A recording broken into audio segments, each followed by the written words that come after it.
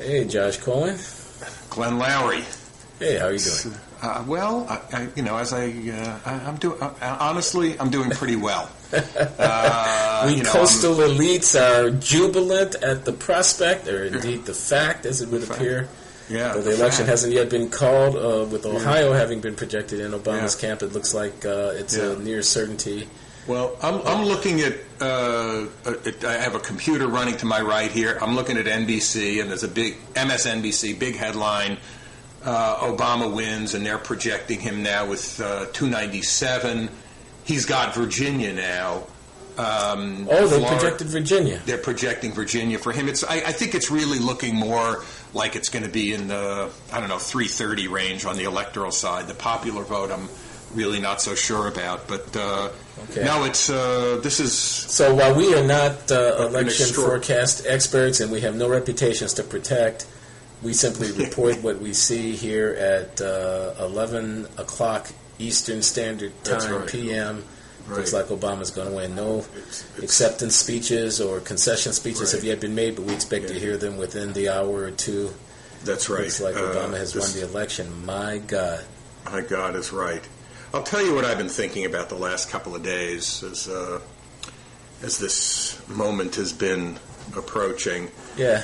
I spent some time on Saturday trying to learn a little bit more about James Chaney.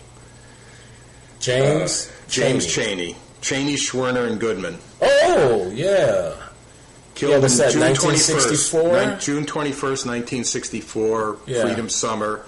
Yeah. 3 kids in their early... He was the black guy, right? He was the black guy. He was from Mississippi. Schwerner and Goodman were the Jewish guys from the, New York, Northeast. And they were all murdered together. And, James Chaney was 21 years old. He'd be 65 years old today. And though I'm, as you know, I'm not a religious guy, I don't think he's looking down from anywhere. But I was thinking, boy, if James Chaney were around, he would have voted for Obama. And if he were looking down now, he'd be, he'd be a happier guy than he's been. I guess I was thinking really that, it's a great victory for Obama, who ran an extraordinary campaign. And it's, a momentous change in the country.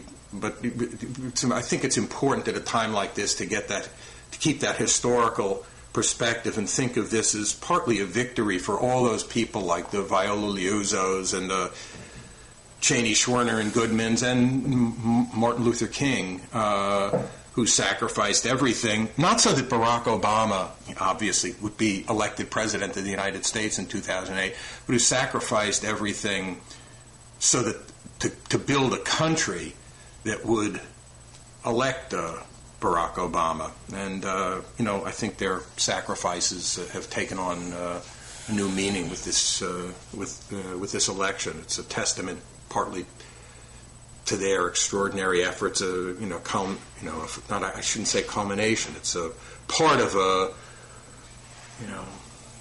50-year struggle, more than 50-year struggle. Selma, Josh, Edmund Pettus Bridge, all those people like John Lewis who got beaten up and killed, and Josh, I got it. Yeah. Our time is short. This is a momentous evening. I have to push back against that. I hate that I have to push back against that. That's okay. But I mean, that's my job. That's what they pay me for. Right. All that they pay me here at bloggingheads.tv. Yeah, right. is to push back against Josh Cohen. Okay, so, of course, the arc of history, we kind of resonate, can't get away from it. And, of course, I mean, you think of Chaney, of the martyrs of the civil rights movement, etc. And one can't help but see it in that light. And I'm not against any of that. Sure. But something deep inside me resists this romantic narrative, this, this sense that something really profound has changed. But, of course, something profound has changed. So I don't even know what I'm saying. Maybe I should just abandon this whole pushback effort.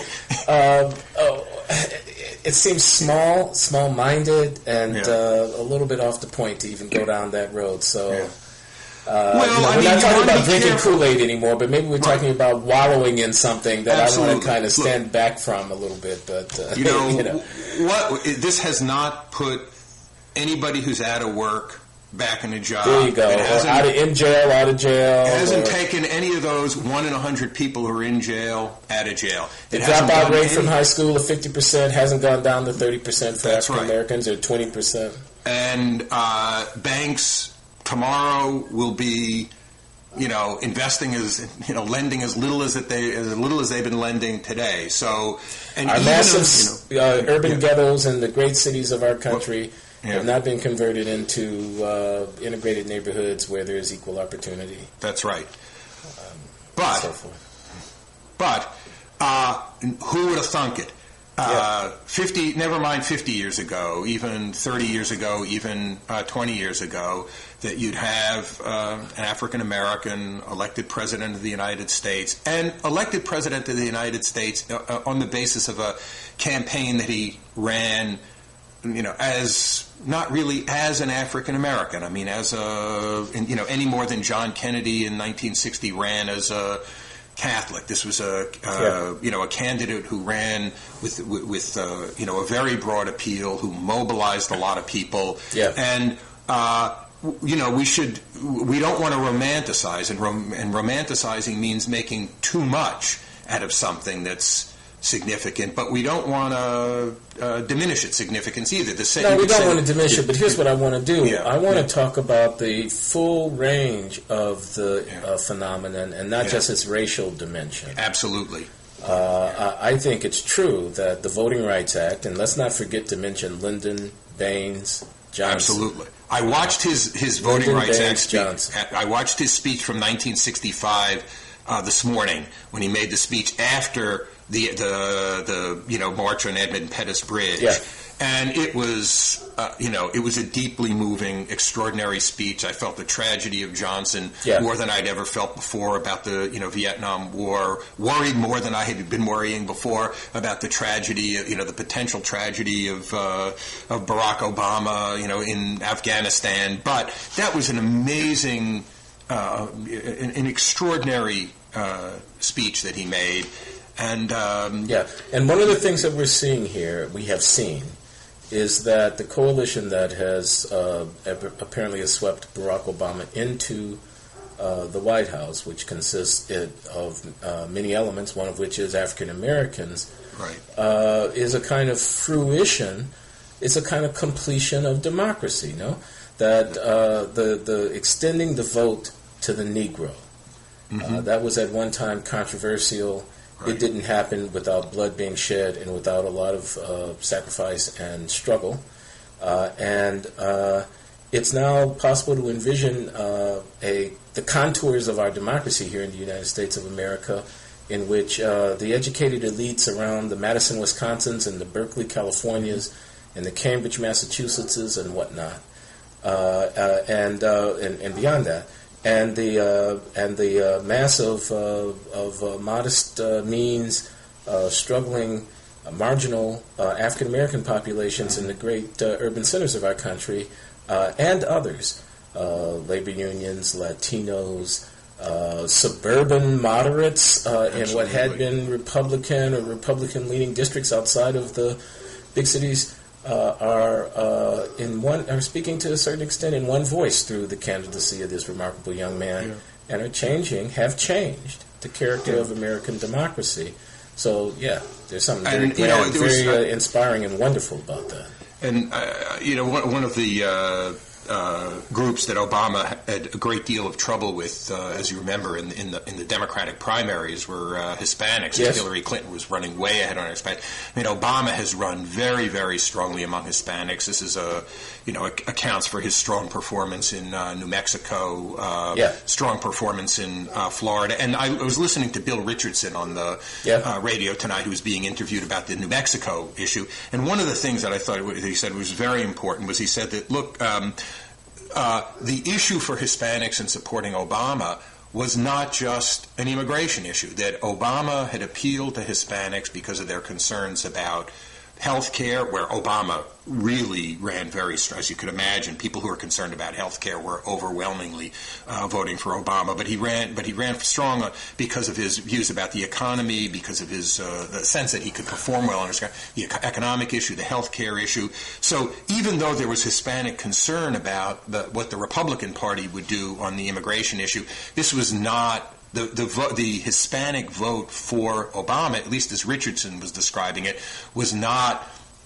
Yeah, but that's not saying anything, issues. Josh. I mean, of course it couldn't have been that, since the other candidate was actually a guy who had been leading in a way that the Hispanics would have favored on the immigration issue. So if Obama wins the Hispanic vote, it couldn't have been on the immigration issue, because John McCain, as a person, was actually in a good position on the immigration issue. But John McCain, as a person, was saddled with the Republican Party brand and was not able even to run his own campaign for president and to articulate to the Hispanics why they ought to support him in a full-throated way by pointing to the fact that there are undocumented workers in this country who deserve to have a path to citizenship, something that John McCain believes in, et cetera, et cetera. But, okay, so... No, you're right. I mean, from start to finish, McCain was very restricted in his ability to run his own campaign, and in particular, restricted in his ability to distinguish himself from Bush, although it is true that he had been, as we all know, 90% of his votes were, let's not rehash the campaign. That's those are talking points. I mean, that was part of the reason. I mean, it's not just the Republican brand stuck to him, not just because he's a Republican, but because there was a voting record there. But I think it's absolutely. But we both would agree, Josh, that of all the people who might have been nominated to run as a Republican, John McCain was the one least susceptible. Yes. To being pigeonholed as a clone of, and nevertheless he was successfully pigeonholed in that way. So this pretty was successfully. I agree. A very bad hand that he was dealt, and that he played badly. Yeah. But Josh, I'm really more interested, and Yeah. But I'm more interested in talking about the future. Yeah, let's talk about the future. Yeah. How does Obama? That's tonight. What about tomorrow? How does Obama? Well, I think people are still going to be celebrating tomorrow, but well, they're hungover tomorrow. Yeah, then whatever. But tomorrow or within 48 hours, everybody starts collecting themselves and thinking about governing, right? Thinking about putting together a government. All the speculation is going to be about how far left has the country moved. The size of the mandate will matter a lot, right? Whether or not the election means that, we've repudiated all those arguments that the Republicans tried to marshal against Obama about taxes, quote, socialism, close quote, quote, real America, close quote.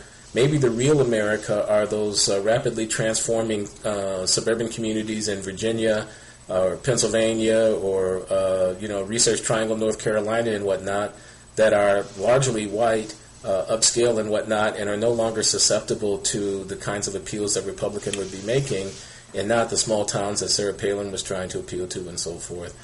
And maybe, the kind of ideological center of Republican political, vision, low taxes, small government's the problem, not the solution, deregulation, and so forth, has been repudiated in favor of something else. These are the kind of things that people are going to be talking about, and we haven't even gotten to foreign policy. Yeah, well, I mean, I do think that this is going to this election and partly the what's happened at the presidential level, partly what's happening in the Senate, partly what's happening in the South, also what's happening on a bunch of ballot initiatives in South Dakota, among other places. South Dakota, an anti-abortion initiative turned down. I didn't hear that. That's interesting. And I don't know the California Prop 8, which would remove gay marriage again. I don't know how that's going to turn out, but I do think that this is going to be perceived as a significant defeat for the social conservative moralism that's been an important part of the Republican coalition since since Reagan. I don't know. It's not so clear that it's going to be seen as a repudiation of a more, as people say, muscular foreign policy, a more aggressive unilateralist. It's not as a repudiation of the neoconservative view, and I'm not so sure that it's going to be seen as a repudiation of the kind of anti-tax views of the Republican Party, because those continued to have a bunch of resonance. But I think, well, in fact, to the extent that McCain enjoyed, I should say, any little resurgence toward the end, you could argue it was largely on the strength of the tax argument that he was making, which did seem to have some traction. But I think one of the things that's going to happen in the governing process. First of all, I do think, just as background, I think that Obama did run as somebody who was trying to build a coalition that could govern, and not just to win an election. And I think he has managed to run the campaign successfully in that way. But there are a couple of really big issues. There's the Iraq issue, there's the Afghanistan / war on terror issue, and then you've got this financial crisis. And I guess I think that speculating, prognosticating, the idea that there's going to be a lot of exciting new policy initiatives, during the first 100 days of the Obama administration, I think is really not all that great. I think it's going to be very tough to do something on the health care issue, for example, simply because it's such a complicated issue. You really have to focus on it. And when you're focusing on two wars and a real, economic crisis, financial disaster, it's kind of hard to focus on that too. So I'm sort of expecting, reality to significantly mug the progressive domestic policy initiatives. Some people may like that, some people may dislike that, but I think that's what really is going to be occupying the Obama administration in its first year. Yeah, I don't know how much my speculations about such things is worth. It's not based on a whole lot. At least as much as mine. But I'm guessing that, the fact that the campaign itself was relatively free of, deep and substantive engagement on issues. I say that with some trepidation, of course. Things like health care and taxes and so forth were out there.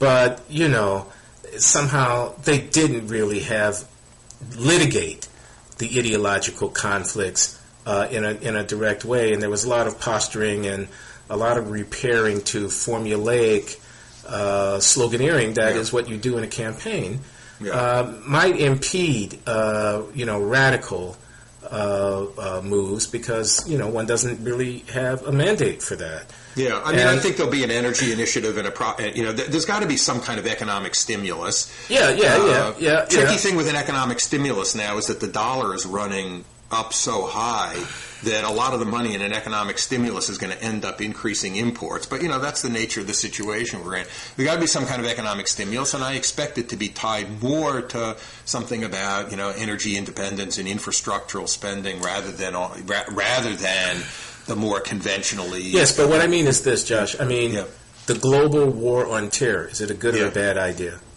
Okay? Yeah. I don't know that the campaign really took up that question at all, and therefore I suspect that. Yeah.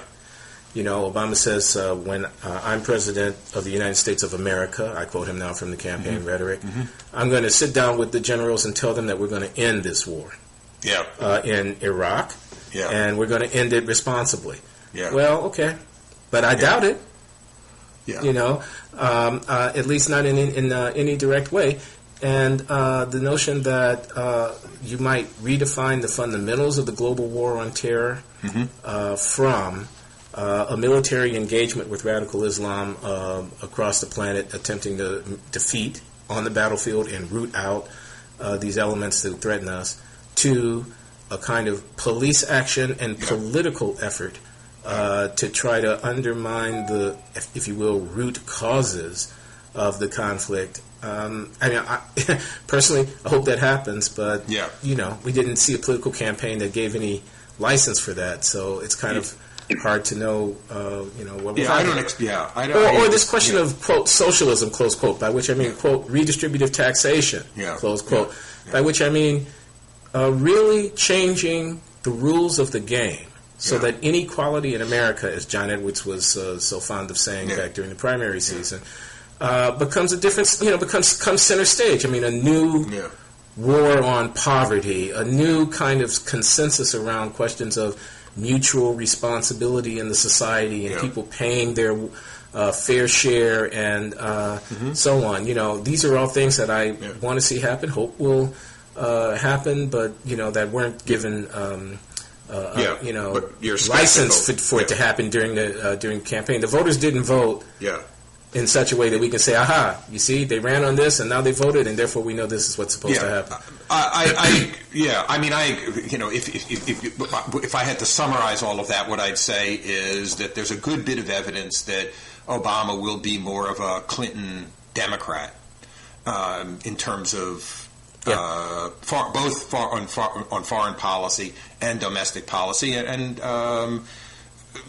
number one, that's what I expect. I think all of this stuff about socialism is a bunch of garbage. Not what he's talking about. It's not who he is. Of course not. And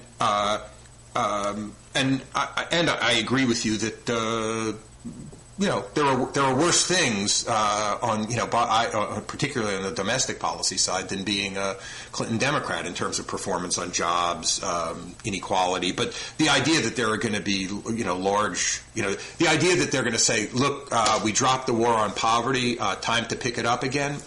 Nobody's going to. I don't expect that to happen. I think the emphasis is going to be, as it's been pretty much in the campaign, largely on, to put it this way, more on the public good side, on the infrastructure side, on the energy independence side, and maybe something interesting on healthcare. Although, as I say, I'm a little bit concerned about the possibility of doing that when there are all these other really vital issues that are competing for attention. So I don't. I think the important. Go ahead. Yeah, I was just going to shift over to a different thing. Yeah, I told my students I had a class this afternoon, and it was looking like Obama was going to win the election, although of course the polls hadn't closed. And I was saying, Barack Hussein Obama is going to be the next president of the United States. Let me say that again, people. Yeah, Barack Hussein Obama. I want to put the emphasis on Barack Hussein Obama. Lyndon Baines Johnson. Remember that? John Fitzgerald Kennedy. Remember that? Richard Milhouse Nixon. Everybody knows William Jefferson Clinton.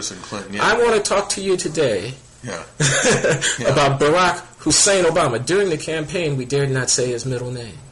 We whispered it, and whenever we heard it enunciated in a direct fashion, we reprimanded the person who spoke it. But I told my students today, from now on, I will never refer to the next president of the United States, God willing, again, without mentioning his middle name. Okay? 333 electoral votes now. I'm looking at my computer, Glenn. He's up to my goodness. All right. Well, we'll be hearing those speeches pretty soon then, won't we? Colorado, Florida, Virginia. Oh, my goodness. Colorado. So this is more on the blowout. Electoral landslide. It's still going to be probably 52-48 in the popular vote or something like that. But I guess something like that. Electoral landslide for Barack Hussein Obama. What is? Okay, I got that. I heard you the first time, and I heard you. Tell me what you mean by what's the significance what I'm getting at is this. What I'm getting at I'm thinking about James Cheney, and you're thinking about Barack Hussein Obama. What is that? Well, I'm talking about globalization. I'm for thinking about James Cheney. And the internal transformation of American society, including the enfranchisement of, the 10 or 15% of the people who are African American and so forth. Very fundamental, and now some fruition on that. But I'm thinking about a global community that we're in here. And I'm thinking about the fact that and it was an outrage, an absolute outrage, that people tried to discredit, and it was common assumption that it would have been discrediting Barack Obama by mentioning his middle name, by calling attention to the fact that his grandfather had been a practicing Muslim in Kenya, by saying that he had gone to a madrasa in Indonesia, by whispering campaign that he might have been a Muslim, as if being a Muslim, there was anything wrong with being a Muslim in a country that has a Bill of Rights that says that there's a separation between church and state in this country, and where there are 1 billion people on this planet or more who practice that faith. That was just outrageous. It was atrocious. Outrageous. It was ugly. It was the worst thing. Yeah. Now, that's been repudiated. It didn't work. Okay? His name is Barack Hussein Obama. Yeah. I'm not going to let you get away from it. I'm going to put it in your face. Yeah. Okay? I was afraid to say it 24 hours ago because I thought that it was going to play into something. And right now, without meaning to be mean-spirited in the least, I'm going to remind you that his name is Barack Hussein Obama. And don't you ever again... Yeah. This is Glenn Loury speaking. Yeah, I'm with ever you. again, I'm with you. You know, as my grandmother would have said, don't fix your mouth to say that there's something wrong with his name being Barack Hussein Obama. He can be president of the United States just like Richard Milhouse Nixon can be president of the United States. That's what I mean. Yeah, and only one person made that point during the entire campaign. Powell? It was Colin Powell. He's the only one who made that point. And I just want to add something in here. I don't know Rashid Khalidi all that well, but we went to college together. We were little. Yeah, I knew him when we were both. He was educated in the United States. He was a Yale undergraduate. I see. I would never have known that. I thought he was a PLO freedom fighter, whatever. quote unquote, before he became a professor. Here's a guy. Yeah. Now, so there's all this attack on Rashid. Is all disgusting. As he said, he was going to wait for the idiot wind to pass until he had anything to say about this. Yeah. But here's the thing. So there's, and by the way, to his credit, Marty Peretz defended Rashid. Oh, well, that is to Marty Peretz's credit because it's a little bit out of character for Marty Peretz. It's a little bit out of character, but he knows the guy. Fair enough. And so here's the thing. Obama knows Rashid Khalidi. Yeah. He has talked a bunch with Rashid Khalidi. Rashid Khalidi's views on Israel-Palestine are probably shared, whether they're right or wrong is another matter, they're probably shared by about, somewhere between, 79 and 96% of the world's population. Yeah. And the idea that a candidate for president of the United States is doing something wrong by listening to a smart, articulate, knowledgeable spokesperson for a view that's shared by most of the world's population. Yeah. Just by listening to it. Now, John McCain, I'm sorry to revisit the campaign. It's over now. But, John McCain, Sarah Palin have probably never heard anybody make the case for what do you do with this very intractable problem. They've never heard anybody make the case as knowledgeably, as powerfully, as insightfully, and as passionately on the Palestinian side as Rashid, the view shared by most of the people in the world. The idea that you're doing something wrong by paying attention to that, going to dinner with him, that's really, it's terrible. And by the way, just to extend the point, and this is something we've talked about before, the idea that you're doing something, I don't know, Reverend Wright, I don't know what percentage of the world shares his views about the world, but, my guess is, maybe it's more than 20% of the world. Maybe it's not 70%. I don't know. A lot of people, the idea that you are doing something wrong by sitting and listening and understanding, whether you agree with them or not, by listening to those and hearing what somebody's saying, the idea that that's a deficiency. Okay. Rather than so I agree with that 100%. I'm building on your point about Barack Hussein Obama. Yeah. This is reaching out to the rest of the world. The world. And this is exactly right. And I think we can identify something on which this election does constitute a mandate.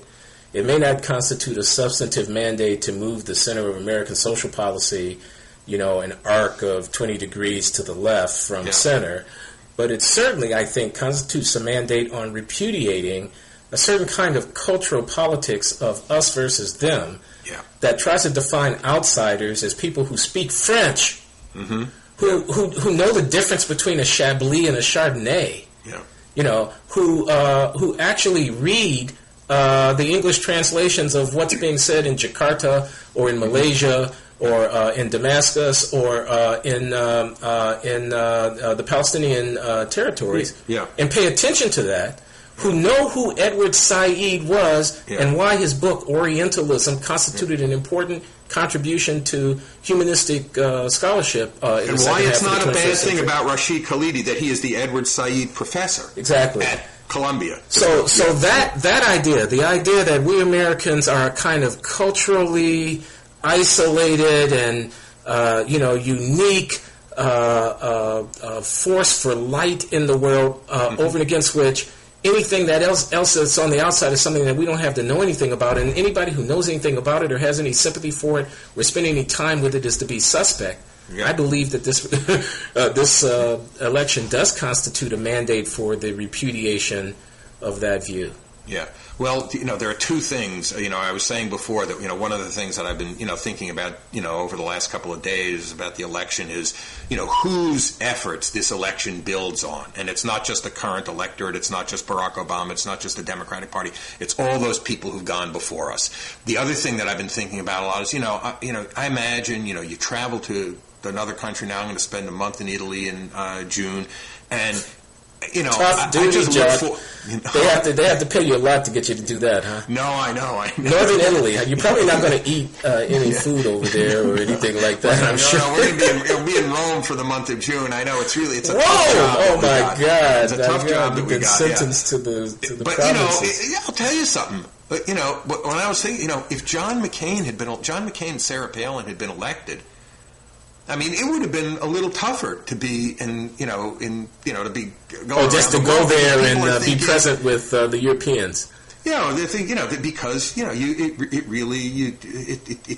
it does not speak well of that kind of narrowness, that kind of cultural narrowness, that kind of parochialism. Does not speak well for the country. And Josh, you're uttering an elite thought. Those 1% of us Americans who do travel around the world on a regular basis have no longer to be ashamed of our dark blue colored passports and our American accented English.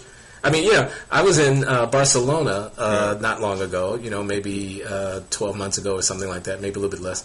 And, I'm sitting in the restaurant having dinner and talking about whatever we were talking about with my family, and people at these other tables are looking over at me, and I had this self-conscious feeling of, oh, my God, I'm an American / ugly American. Ugly American. I wanted to go over and tell them yes, but, I didn't support the war.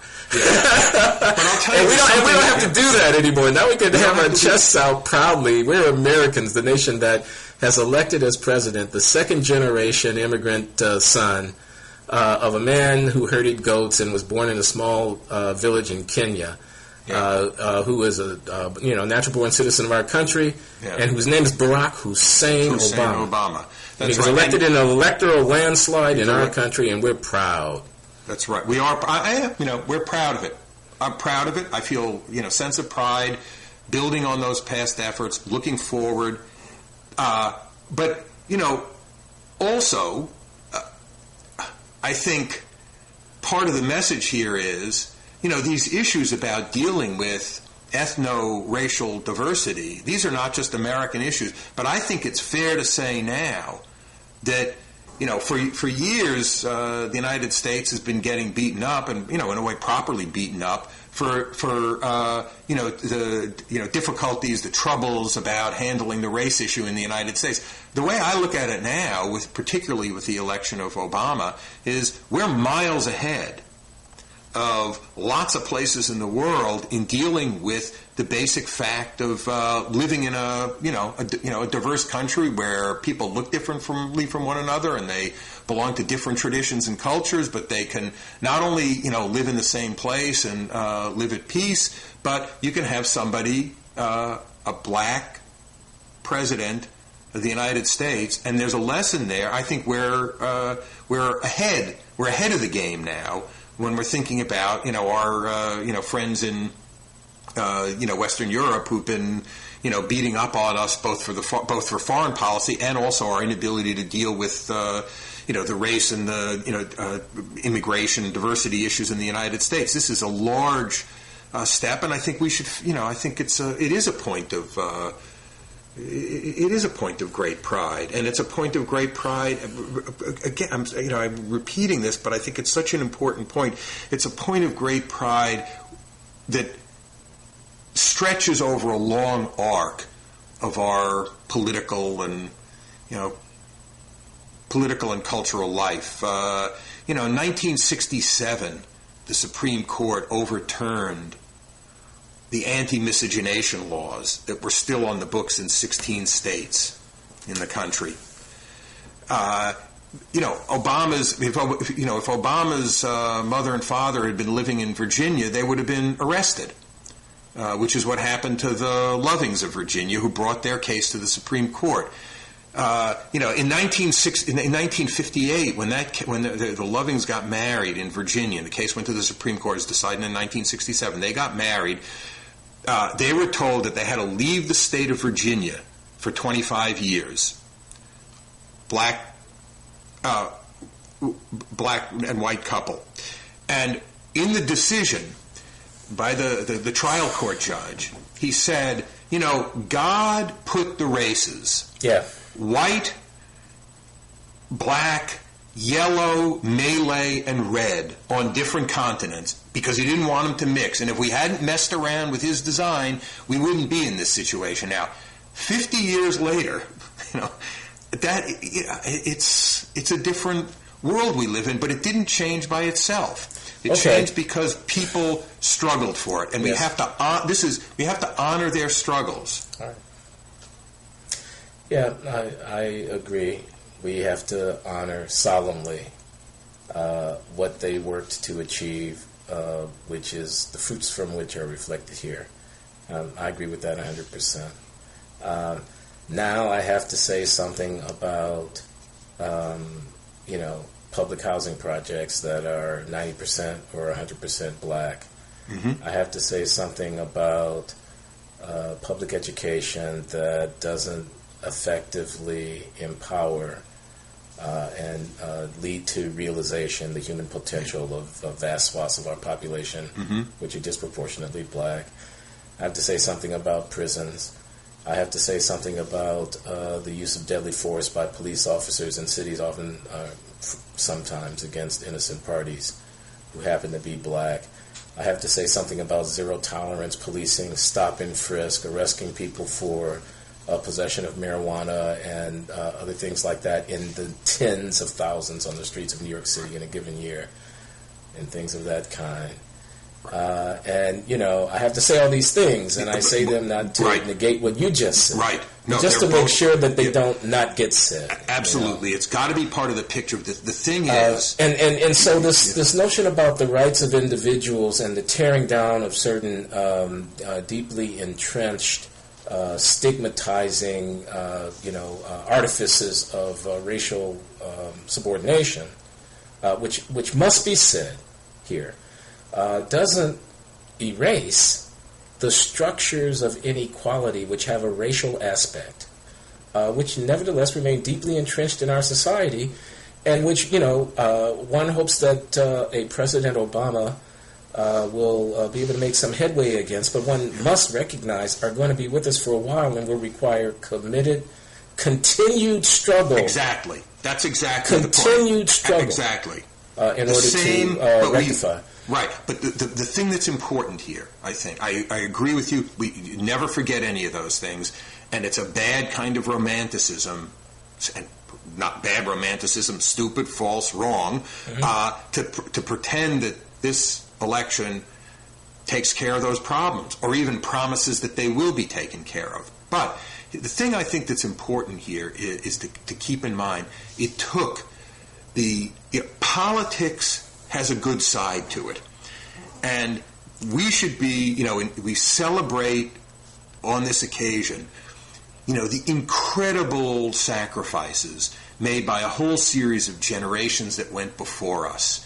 Not to elect Barack Obama President of the United States, but to create a country that would elect him.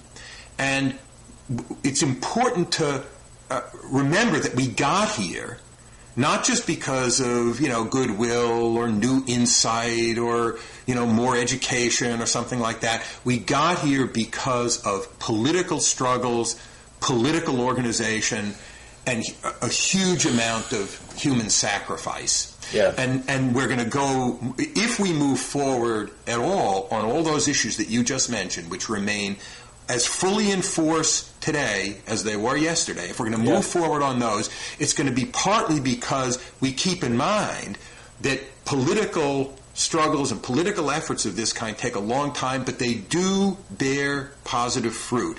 The progress, Reverend King said, progress doesn't roll in on the wheels of inevitability. But the moral arc of the universe is long. It's turned toward justice. And what he meant when he said the progress doesn't roll in on the wheels of inevitability means it doesn't happen by itself. Right. But the arc of the moral universe is long. That means it's reasonable to have hope. Hope. Not to believe that it's going to get better. Like Cornel West there, my brother. Absolutely no. No, that's what Cornel West is always preaching. Yeah, about hope. It's about it's reasonable hope that if you make concerted efforts, people of goodwill making concerted efforts. It's not crazy to think that things are going to get better. Why isn't it crazy? Look at what just happened. Yeah. Okay, now I want to make 2 points in that context. One is about generational change in the new politics of the 21st century, related points. And the other is about transcending rather than litigating conflict. Okay, now I was wrong about a couple of things. I want to admit that I was wrong about a couple of things. I was very skeptical about this generational argument, about these new voters, about expanding the electorate, about all of this. Okay, and I thought, it's just for a season. It won't last. It's not going to lead to anything substantial. A bunch of kids are excited. So what? Wiser heads, experience, and all of that kind of stuff. This goes all the way back to the Democratic campaign. Right. And I think, it remains to be seen, but I believe I'm going to be proven wrong about that. My friend Orlando Patterson, the sociologist at Harvard, he said, the way change happens in America, it's not a straight line. It's not like, you set up the 10 pins and then you knock them down with a strike. It's indirect. Often you don't see where it's coming. He cites the Founding Fathers. He said they didn't know they were making a revolution. John Adams was a conservative lawyer in Quincy, Massachusetts. He wasn't a French revolutionary going to the barricades and cutting off the king's head. Next thing he knows, he finds himself reshaping the whole structures of government. And who knows what we've set loose here in terms of a new source of dynamism in American politics that is being brought into some kind of coherent form by the Obama thing. And the other thing is, I wanted to fight it out with the conservatives because I had been one of them in my youth. Right. I wanted to get down to cases. I wanted to go A, B, C, 1, 2, 3, and you guys are wrong about everything. You're wrong about this, you're wrong about that. You're wrong about the size of the government, you're wrong about taxes, you're wrong about the social welfare state, you're wrong, and I wanted to fight it. Yeah. And Obama didn't do that. He didn't take it all on. I mean, he did some of it. He did the part of it that was safe and that was savvy for his electoral ambitions. But he wasn't ideologically keen and sharp-edged in the conflict. I wanted to be sharp-edged, right and wrong. And I'm learning here in this thing that maybe the way you get change is sometimes indirect. Maybe the way you get change is sometimes by transcending, by kind of floating above, by, he says, I'm going to sit around a table with people from all sides, I'm going to bring them together. And I used to think that was such BS. Yeah. Right. It was such rhetoric. You're going to bring them together around a table. I want to knock them down, and maybe we're going to find out, that he was right, that the way you actually get that kind of thing done in America is through appealing to some higher and overarching common purpose by articulating it in a way that is vivid for people and believable for people, and by stirring in them something that then allows them fitfully and over a period of time, since the arc of the moral arc of the universe is long, it is long, to work it out. You don't have to resolve, think you know the right answer, and then impose it on people or just bludgeon them with it because you got 51%. Yeah, there's a very nice piece. It kind of resonates with this by this is Jeffrey Hart, who was an old National Review editor and teaches at Dartmouth, and he made the argument. I just read this piece of his the other day. I thought it was really lovely about how Obama was the real conservative in the and just in a way that you're describing, conservative in the old Burkean sense. Not a neoconservative, the opposite of a neoconservative. Somebody who thinks the way that change happens is not by completely disrupting people's lives and ways of going about business. And my sense, look, I don't know Obama at all. I know something about some of the people he hangs around with, and I think there's something there's something right about that, and I shared a little bit of the skepticism about, not wanting to fight everything, not wanting to have a fight about everything, because I was always worried that you were right and maybe that Paul Krugman is right. Yeah. That, it's nice to put everybody around the table, but when the other people sitting at the table with you are kind of sawing the legs off and then sawing your legs off, and they're pretending to have a conversation, and they're about to shove a knife in your back, and you're sitting there saying, kumbaya, it's all good, you're going to get beaten up. Yeah, you're going to get one of the things that, Obama has done by mobilizing a lot of people, having a kind of confidence in people's good sense. You mobilize a lot of people. You change the terms of the conflict. I mean, those people on the other side who were, wanting to, saw the legs off on the table and stick a knife in his back, they all thought they had the numbers on their side. Well, they don't have the numbers on their So on their let side me anymore. ask you this question. Yeah. Now, when William Jefferson Clinton was elected president in 1992, the vast right-wing conspiracy, quote-unquote, made it its business to destroy him and his wife. Yeah. And with his help, they came pretty close, but they didn't quite get it done. But you remember Troopergate. You remember Vince Foster. Absolutely. You remember all these horrible things that were said about the Clintons coming out of Arkansas, the trailer trash, et cetera, et cetera. Yeah. Okay? In the White House, almost like the Beverly Hillbillies. Right. Okay?